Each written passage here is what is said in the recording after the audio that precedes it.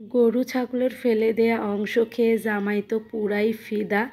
জামাই ফিদা হয়ে গেছে এবং বারবার খেতে চাইছে। তো কোরবানির গরুর কিছুটা ফুসফুস না কি বলে, ফ্যাপসা বলে আঞ্চলিক ভাষায়, কয়েক টুকরা কলিজাও ছিল। সব কিছু মিলিয়ে আমি নিয়ে নিলাম।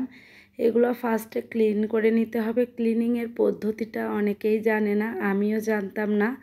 ফার্স্টে তো ইউটিউব এবং অনেক আপুর রান্না দেখে শিখেছি। ফার্স্টে ভালো মতো পানি দিয়ে ওয়াশ করে নিতে হয়, তারপরে সামান্য লবণ দিয়ে চুলায় বসিয়ে দিতে হয় হাই হিটে। সামান্য লবণ দিয়ে চুলায় বসিয়ে দেওয়ার পরে অপেক্ষা করতে হবে ঢাকনা দিয়ে ঢেকে। আমরা কিন্তু গরু ছাগলের মাংস নানান রকম করে রান্না করে খাই, কিন্তু এই যে বিশেষ অংশ ফুসফুস, এটাকে কিভাবে পারফেক্ট রান্না করতে হয় সেটা অনেকেরই অজানা, আমার মতো।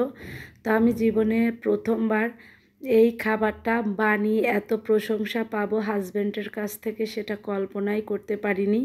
আর খেতে যে এত মজা, নিজেরই বারবার খেতে ইচ্ছে করছিল। তো দেখুন কত ময়লা কালো পানি বের হচ্ছে। অবশ্যই এটাকে এভাবে 3 থেকে 4 মিনিট হাই হিটে ফুটিয়ে নেবেন। তারপরে একটা ঝুড়িতে ঢেলে ভালো মতো ওয়াশ করে নেবেন। নেয়ার পরে ঠান্ডা হলে একে একে পেঁয়াজ কুচি, পেঁয়াজ বাটা, রসুন বাটা, আদা বাটা, জিরা বাটা, মোট কথা মাংসের যে সকল মশলা, সাথে থাকবে বড় এলাচ, ছোট এলাচ এবং কয়েক টুকরা দারচিনি, লবঙ্গ, গোলমরিচ, সব কিছু দিয়ে ভালো মতো মেখে 1 ঘন্টা রেস্টে রেখে দিতে হবে। রেখে দেওয়ার পরে আরও 1 ঘন্টা ভালো মতো কষাতে হবে। কষাতে কষাতে 1 ঘন্টা পরে পুরাটাই সিদ্ধ হয়ে যাবে। সিদ্ধ হয়ে যাওয়ার পরে আমি কিন্তু তেল ছাড়া মাংস কষিয়েছি। সিদ্ধ হয়ে যাওয়ার পরে একটু বেশি পরিমাণ তেল দিতে হবে। তেলের ভিতরে শুকনো মরিচ ভাগার দিয়ে দিতে হবে 1 কাপ পেঁয়াজ কুচি। পেঁয়াজের বেরেস্তাটা ভালো মতো লাল লাল ব্রাউন হয়ে আসার জন্য অপেক্ষা করতে হবে। তারপরে সেই কষিয়ে রাখা সিদ্ধ মাংসটা ঢেলে দিতে হবে।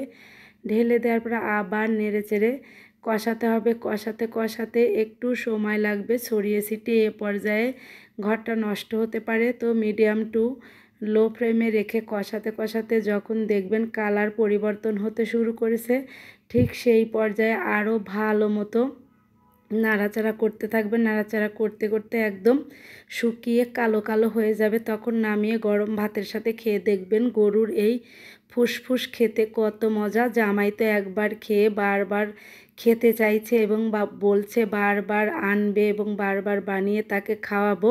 তো ভিডিওটা ভালো লাগলে লাইক কমেন্ট করে পাশে থাকবেন, আর পেজটা ভালো লাগলে অবশ্যই ফলো দিয়ে পাশে থাকবেন। দেখুন আমি তো 2 পিস নিয়ে খেয়ে পুরা ফিদা। অনেকে কিন্তু ফুসফুস খেতে অপছন্দ করে।